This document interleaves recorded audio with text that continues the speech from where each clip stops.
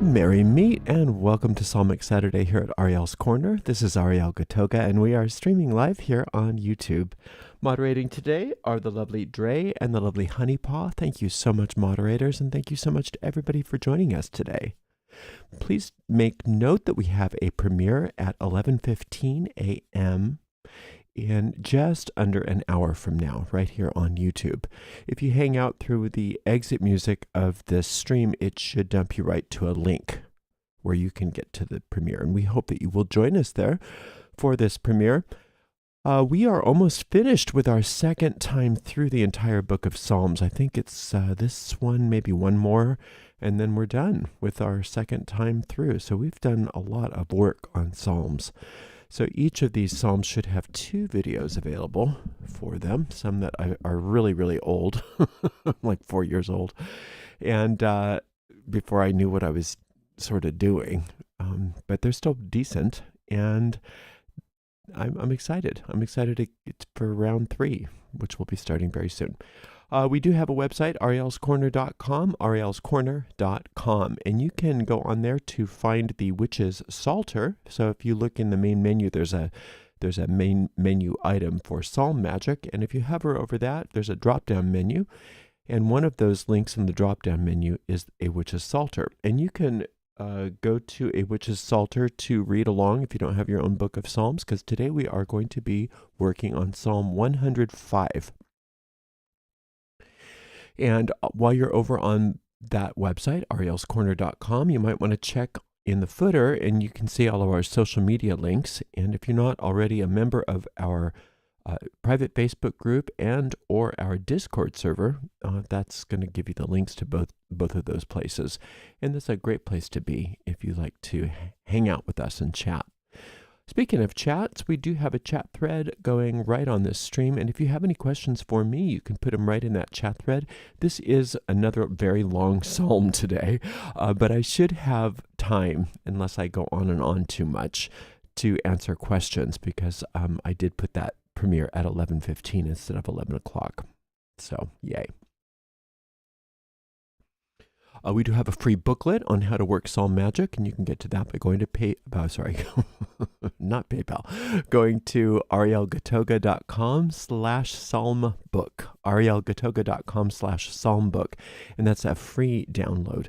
And there's other free booklets that you can download, and you can find them all on our main website, arielscorner.com, arielscorner.com. Just look for that free booklets link right in the main menu. There's also free courses. There's a lot of free courses from basic witchcraft, intermediate witchcraft, advanced witchcraft. There's all kinds of great courses, so you can see them all in there. I think the menu item is called Learn Magic, and there's a big drop-down menu that you can see all the different courses that we offer. Everything's free here at Ariel's Corner. So please avail yourself to whatever is interesting to you. If you would like to donate to us, you can do that by going to paypal.me/Ariel Gatoga, paypal.me/Ariel Gatoga, or you could use a super sticker or super chat if you're live here on YouTube and you feel like giving a donation here. You can do that there, or on a restream, you could use a super thanks. We do appreciate your support, and we appreciate you being here. So let's get going.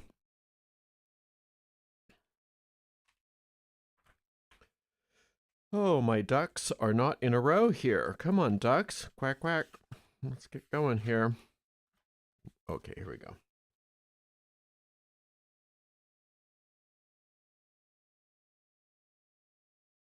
Here we go. Today we are working Psalm 105. In traditional psalm magic, Psalm 105 is used for letting go of the past and for healing illnesses. Today I would like to use Psalm 105 to open up to the miracles that are our birthright. So very frequently, we think that we have to work hard at creating our reality for ourselves, and there are things that are available to us without any effort on our part if we but open to them. And that's what this psalm is really good at helping us with. The way we work psalm magic is very simple and effective. We speak the psalm out loud all the way through once without stopping. We frequently refer to this as an incantation. Then we go back through the psalm and we take it one verse at a time, and we search for the meanings that lie behind the words. These hidden or occult meanings we refer to very frequently as magic seeds. And when we search, dig, and work at finding those magic seeds, we are in effect planting those magic seeds in the depths of our mind, where they take root, they grow, they blossom forth, and they bear fruit after their kind. And one moment, please, because once again, I did not take my meditation music off. We're going to start that again. Here we go. And that's exactly what we are going to do right now, together with Psalm 105.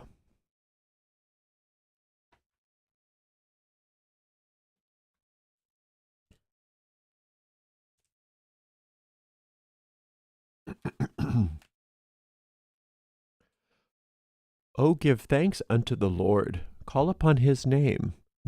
Let's do that again. Oh, give thanks unto the Lord. Call upon his name. Make known his deeds among the people. Sing unto him. Sing psalms unto him. Talk ye of all his wondrous works. Glory ye in his holy name. Let the heart of them rejoice that seek the Lord. Seek the Lord and his strength. Seek his face evermore. Remember his marvelous works that he hath done, his wonders, and the judgments of his mouth. O ye seed of Abraham, his servant, ye children of Jacob, his Lord. He is the Lord our God. His judgments are in all the earth. He hath remembered his covenant forever. He hath remembered his covenant forever, the word which he hath remembered his covenant forever, the word which he commanded to 1,000 generations, which covenant he made with Abraham, and his oath unto Isaac, and confirmed the same unto Jacob for a law, and to Israel for an everlasting covenant, saying, Unto thee will I give the land of Canaan, the lot of your inheritance. When they were but a few men in number, yea, very few, and strangers in it. When they went from one nation to another, from one kingdom to another people. He suffered no man to do them wrong, yea, he reproved kings for their sakes, saying, Touch not mine anointed, and do my prophets no harm. Moreover, he called for a famine upon the land. He brake the whole staff of bread. He sent a man before them, even Joseph, who was sold for a servant, whose feet they hurt with fetters. He was laid in iron, until the time that his word came. The word of the Lord tried him. The king sent and loosed him, even the ruler of the people, and let him go free. He made him lord of his house and ruler of all his substance, to bind his princes at his pleasure, and to teach his senators wisdom. Israel also came into Egypt, and Jacob sojourned into the land. Israel also came into Egypt, and Jacob sojourned in the land of Ham. And he increased his people greatly, and made them stronger than their enemies. He turned their heart to hate his people, to deal subtly with his servants. He sent Moses his servant, and Aaron, whom he had chosen. They showed his signs among them. And wonders in the land of Ham. He sent darkness, and he made it dark, and they rebelled not against his word. He turned their waters into blood, and slew their fish. Their land brought forth frogs in abundance in the chambers of their kings. He spake, and there came divers sorts of flies and lice in all their coasts. He gave them hail for rain, and flaming fire in their land. He smote their vines also, and their fig trees, and brake the trees of their coats. Let's do that again. He smote their vines also, and their fig trees, and brake the trees of their coasts. He spake, and the locusts came, and caterpillars, and that without number, and did eat up all the herbs in their land, and devoured the fruit of their ground. He smote also the firstborn in their land, and the chief of all their strength. He brought them forth also with silver and gold, and there was not one feeble person among their tribes. Egypt was glad when they departed, for the fear of them fell upon them. He spread a cloud for a covering, and fire to give light to the night. The people asked, and he brought quails, and satisfied them with the bread of heaven. He opened the rock, and the waters gushed out, and they ran in dry places like a river. For he remembered his holy promise, and Abraham his servant. And he brought forth his people with joy, and his chosen with gladness. And he gave them the lands of the heathen, and they inherited the labor of their people, that they might observe his statutes and keep his laws. Praise ye the Lord. Okay, so it's talking about how manifestations of these miraculous things occur. So for us, let's just first of all orient ourselves to who the Lord is.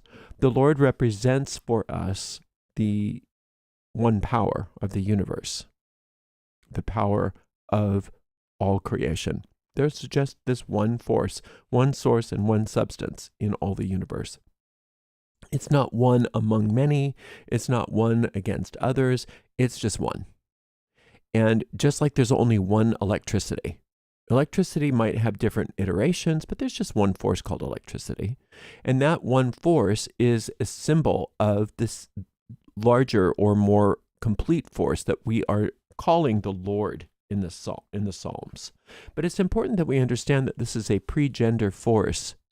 It's not a deity in the traditional sense, in that it's not an entity.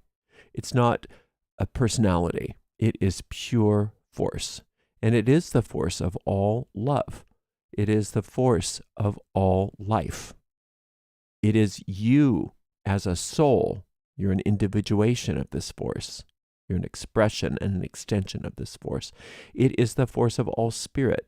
It is indestructible. It cannot be harmed in any way. It is all-knowing and all-intelligent. It is all-powerful.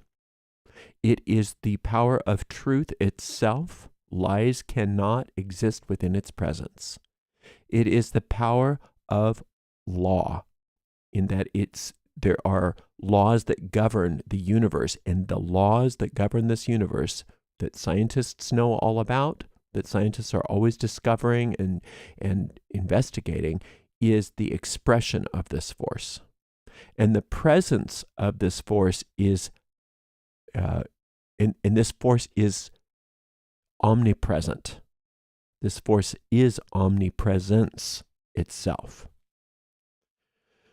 So we say, "Oh, give thanks unto the Lord. Call upon his name, make known his deeds among the people." So when you are ready to awaken to these miraculous events that are your birthright, you're not asking for a favor. You are just recognizing that if you're not experiencing happiness, if you're not experiencing joy, if you're experiencing problems, that is not the will of this force. And so when you give thanks unto this force, call upon his name, and it's saying his here, but we understand that we are speaking of a pre-gender force. The name of anything in the Psalms means the nature of that thing. And the nature of this infinite force, we've just described some of the qualities thereof. So when you call upon the name of God, you're calling upon the qualities thereof. And it says, make known his deeds among all the people. That means remember. Remember. And the people are your thoughts. So to remember the deeds of the miraculous experiences of being at one with this force is to open our thoughts, to open our minds to the idea that if it happened before, it will happen again. And it can happen right now if we but hold that thought open in our minds. Sing unto him, sing psalms unto him, talk ye of all of his wondrous works. If we focus our thoughts and our every thought among the wondrous works of this force, then we are tuning into, it's like a radio dial, we're tuning into the vibration of those things. And when we tune into the vibration of those things appear for us, those things manifest for us. But if we're not tuning into that, we're tuning into these other thoughts, the thoughts of what we call our ego mind, then that's what we're going to be experiencing. Glory ye in his holy name, let the heart of them rejoice that seek the Lord. So to seek the Lord, to seek this force, to revel in the qualities or the holy names of this force is the best way that we can use our time, the best way that we can use our mind when we are attempting to experience manifestations of the miraculous. Seek the Lord and his strength, seek his face evermore. To seek the face of something is to seek that which is the recognizable part of that something. So I know it's you when I see your face. I recognize your face. That's what we have facial recognition software, is because the face, very much like the thumbprint or the fingerprint, is an identifier. So when you seek the face of the Lord, you're seeking the identity of this force. And it says evermore. That means in the present moment. In the present moment, right now, that's what you're doing with your mind. You're not ruminating on what's not working. You're seeking the face of the Lord. Remember his marvelous works that he hath done, his wonders, and the judgments of his mouth. There are endless memories of the miraculous if you will remember properly, if you will orient your mind properly. And the reason why memory is a good thing in magic is because it tunes us into the vibration of the very thing that we are seeking now.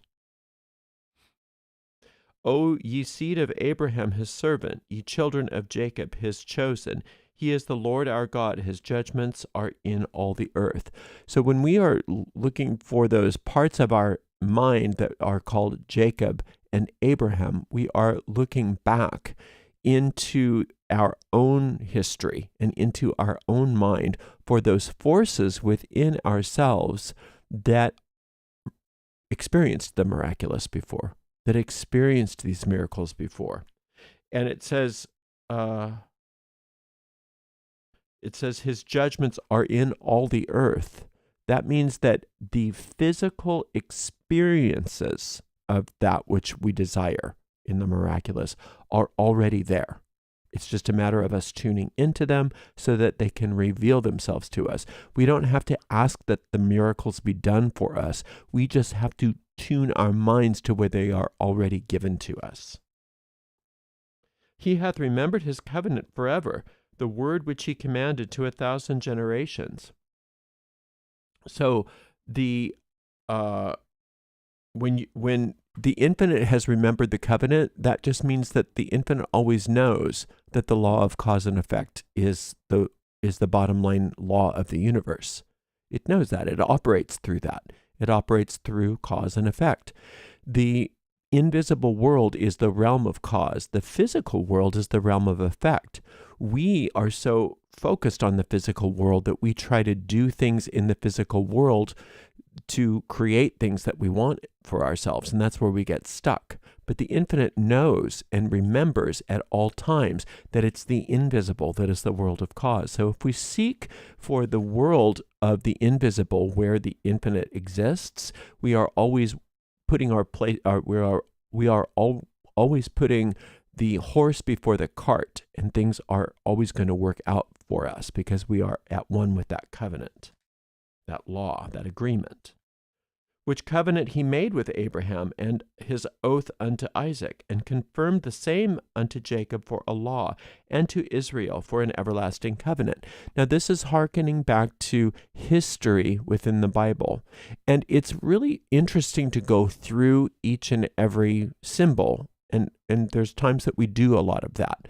But for our purposes here, today, it's more important that we understand that these are symbols for us of look back. Look back when things worked out when they didn't seem like they could. Look back and remember when you had a miracle happen for you. Just think about it. Remember those times when those things happened, when you were shown that the law of cause and effect works, when you were shown, and it was very clear to you that the laws of what they're calling the covenant are always in operation. Saying, unto thee will I give the land of Canaan, the lot of your inheritance. This promised land of Canaan, don't think of it in terms of something that happened to a country called Israel in the Bible. Think of it as happening to you. You are Israel. Israel is representative of your soul. Isis, Ra, El, Israel. You are female, male, and divine all at once. That's you. Now, Israel as you, it says, unto thee will I give the land of Canaan, the lot of your inheritance. The land of Canaan is the old reality. It's where your problems are. It's where you're asking for the miraculous to occur.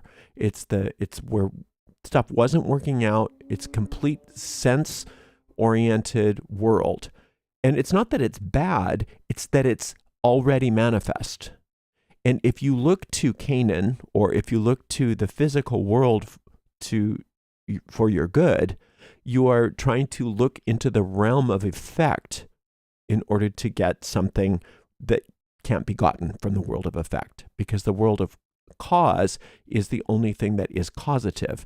If you're looking to the land of Canaan or to the world of effect to make change happen, the best you're going to come up with is superstition. The best you're going to come up with is the idea that you could do something in the physical world to make something happen, but you're never going to have success there. Because the only way that you can have success happen is by moving into the world of cause, which is the land of the infinite. So what we want is the promised land.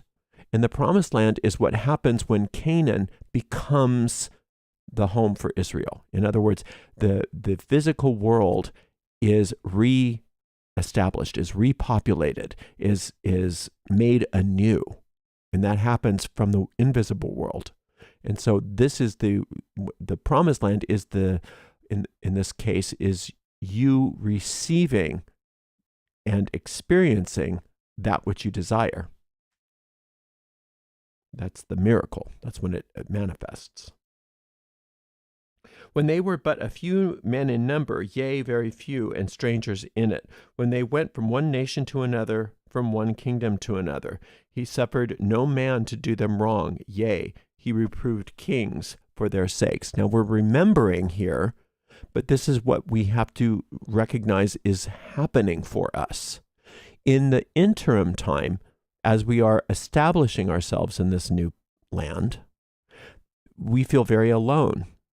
We feel very vulnerable because we are like a stranger in a strange land.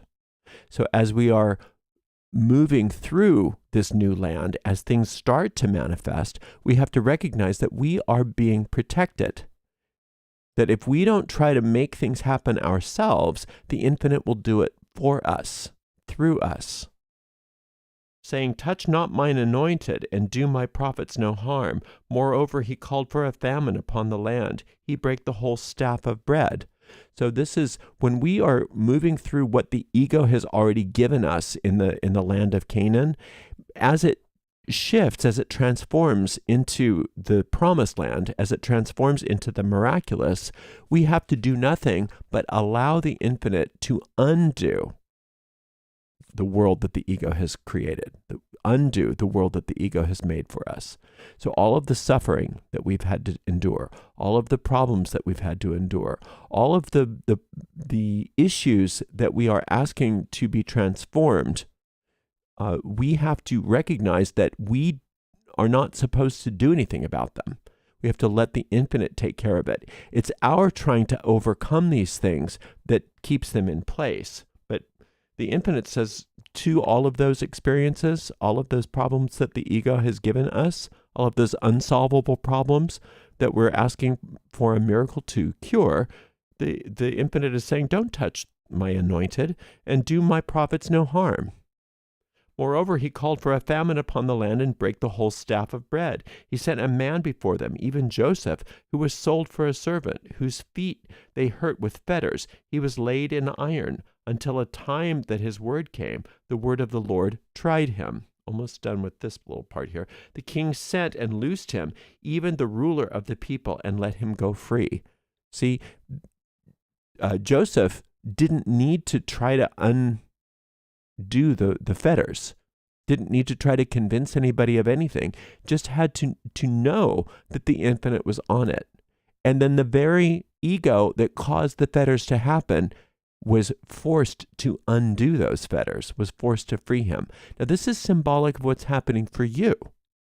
The very problems that you're so desperately trying to get away from and have replaced by this new miraculous experience that you're asking for, those very problems are going to undo themselves. He made him a lord of his house and a ruler of all his substance. So the very things that have been a problem for you are then going to become sources of wealth for you, sources of good for you, to bind his princes at his pleasure and teach his senators wisdom.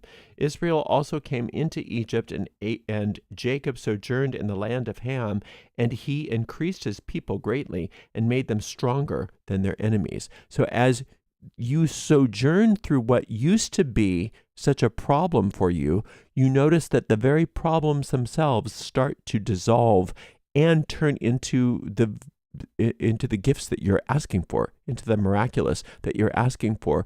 But it happens for you and through you, not from you. You can't force this. Let's see. So when it says, and he increased his people greatly, made them stronger than their enemies, the people are thoughts.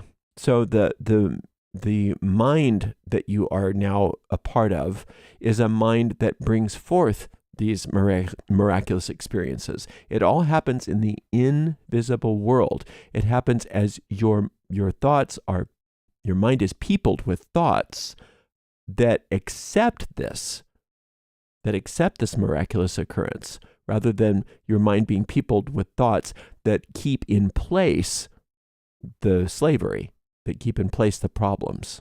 You see, as the mind is able to people itself with thoughts that are miraculous by nature, then things change. But it all has to happen in the invisible world.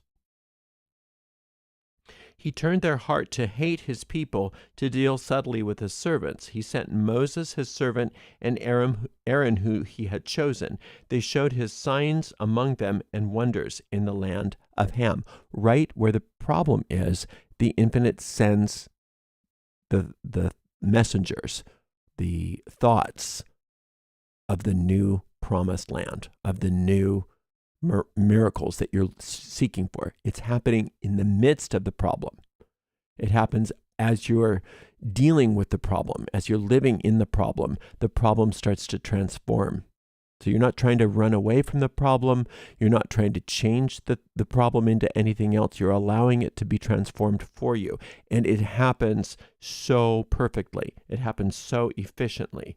He sent darkness and made it dark, and they rebelled not against his word. He turned their waters into blood and slew their fish. Their land brought forth frogs in abundance in the chambers of their kings. He spake, and there came diverse sorts of flies and lice in their coasts. He gave them hail for rain and flaming fire in their land. He smote their vines and also their fig trees, and brake the trees of their coasts. He spake, and the locusts came, and the caterpillars, and that without number. And he did eat up all of the herbs in their land, and devoured their fruit upon the ground, and devoured the fruit of their ground. He smote also the firstborn of their land, and the chief of all their strength. He brought them forth also with silver and gold, and there was not one feeble person among their tribes. All right, so this is what happens when you decide to let it happen for you instead of trying to take care of the problem yourself. The problem is utterly destroyed. The world where those problems exist, that world that the ego created for you, that's what the ego does. It says, unsolvable problem here. There's nothing you can do about it, and you're just going to have to live with it.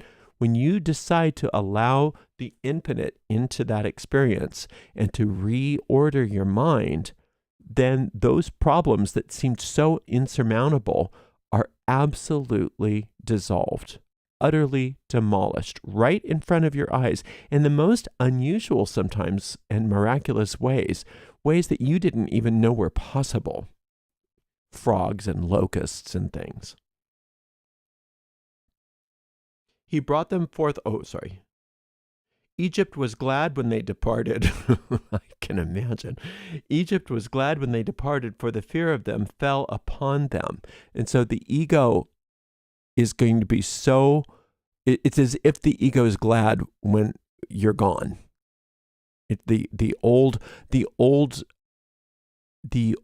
order, the old problematic,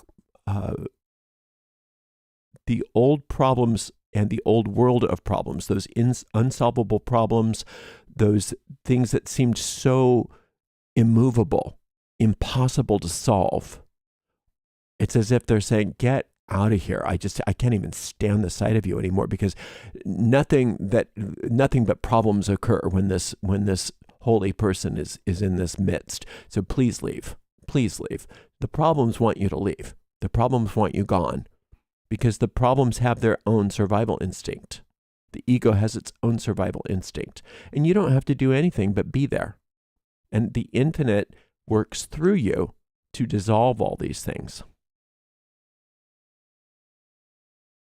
He spread a cloud for a covering and a fire to give light at night. So the cloud blocks the sun's rays that on the desert are so impossible to survive.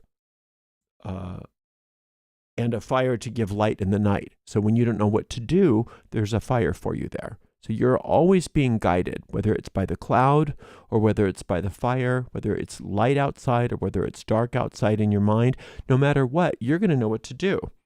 And the good thing is you don't have to do much. That's the cool thing about this kind of working here, is that miracles aren't something that you can do. Magic is something you can do, but we're talking about miracles here. Miracles happen for you. There's really not much for you to do except for be aware of them and be willing for them, and to not have and to let go of your allegiance to the old ways, to the old world. He opened the rock and the people asked, and he brought quails and satisfied them with the bread of heaven. He opened the rock, and the waters gushed out, and they ran in the dry places like a river. And this is you being taken care of. In the interim, when this old world is dying and the new world is being shown to you, if you need something, it's just given to you. If there's no water in the desert, that's okay. The rocks will pour forth water for you. If there's nothing to eat because you're in the desert, it's okay. It's going to rain from heaven for you. There's going to be fowl that comes that you can use for food. There will be bread from heaven. There will be water coming out of a rock. You don't have to worry about it. You don't have to figure it out. For he remembered his holy promise in Abraham his servant, and he brought forth his people with joy and his chosen with gladness. And that's the infinite's will for you, is joy and gladness. Wants you to be very happy, wants you to come through any problems with flying colors. And not only does the infinite want you to get through the problem, but wants you to have everything you could possibly want. There's nothing that's withheld. Not one little thing will be withheld. That's a pretty good deal. He gave them the lands of the heathen, and they inherited the labor of the people. So when you get the lands of the heathen, that means that all of the problems that you had, it's as if if you think about the old, well, I guess it happens nowadays with war, but part of war in the old days was that not only did you conquer these people, but you got their stuff. When you conquered them, you got their stuff. The spoils of war were yours.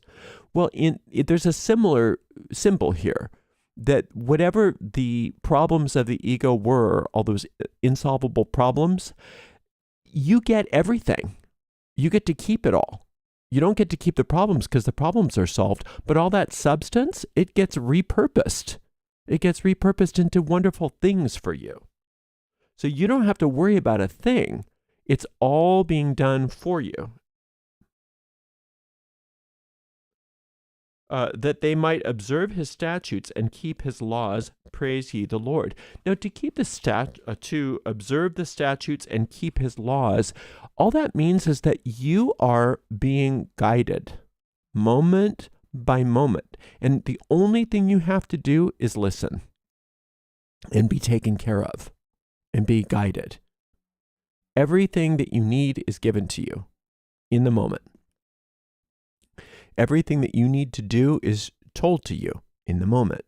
And if you can, as you work this kind of thing, this kind of magic, this is very high magic, you get to the point then where your only job is to do what is exactly in front of you to do, being guided and led. You don't worry about what's coming next. You don't worry about what already happened. You stay in the moment, and you learn how to work in the moment. What's in front of you is what you are tasked with, and how to handle what's in front of you is shown to you. You're guided very specifically what to do and how to be there. And so this is all about you learning how to be a very highly intuitive being, and that you only have to work within the moment. You don't have to do anything other than be guided. It's very interesting because that sounds so simple, but what happens when we work a psalm like this on such a high level psalm like this, we notice our resistance to wanting to be simple, to wanting everything to be simple. We very frequently want to make it very complicated, and we want to make our future something that we have to be all involved in. And we take our past and we have to regurgitate it and go through it and analyze it and all of that. Whereas in this particular way of working, none of that matters. Whatever in your past is good for you is going to be repurposed, and the rest of it's going to be devoured. The future is safe because it's in the hands of the infinite. The present moment is where your power is, and it's teaching you to take one step at a time, being guided and led and watching as the miraculous opens up and flowers for you. And these are the gifts that the infinite has for you and always has had for you. And there's nothing too good for you. The infinite wants everything as good as it possibly can be. And you're saying yes to that.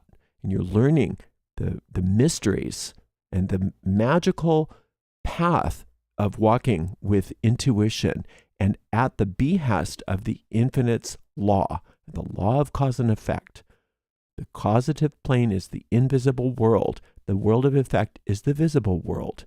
And when you and the infinite are one, and you are co-creating on the invisible plane, the visible plane springs forth in abundance. and joy and all good for you. And it can never be too good. There's never a limit to how good it can be. So you just keep coming back to this psalm each and every day, and you work it like that until you get a sense that things are working out for whatever you brought to the psalm. You're going to get a sense that it's working out. You're going to get that sense of certainty, that sense of peace about the situation, and you're not worried about it anymore. And that's a very clear sign to you from your deep mind. This spell has taken, and you don't have to worry about it anymore, and you can move on to something else. Thank you so very much for spending some time with me today. I so appreciate you. Until next time, blessed be. Okay, let's see what we got going on here. Okay. That works also for long-term legal matters and with family and money. Yeah. There's nothing excluded. What are your favorite books on the topics of spirituality and development? I have a whole list on my website of good books to read. There's a bunch of them there that God, that's hard to say my favorite books. I like a lot of books. I like a lot of books, but I do have a bibliography on my website, and I do need to update that with some new stuff. And then also, usually when I have a lot of the blog posts that I write will have a suggested reading list and a bibliography on them as well, so you can see some other ideas for books. All right, well, thank you so much for being here. I hope that you can join us in just about 15 minutes for our premiere, and we'll be back tomorrow for a live stream lecture, and I really appreciate you being here, and thank you so much to the amazing moderators. Today we had the lovely Dre, and we had the lovely Honey Paw. Thank you so much, moderators, and we'll see you over at the premiere. Until then, blessed be.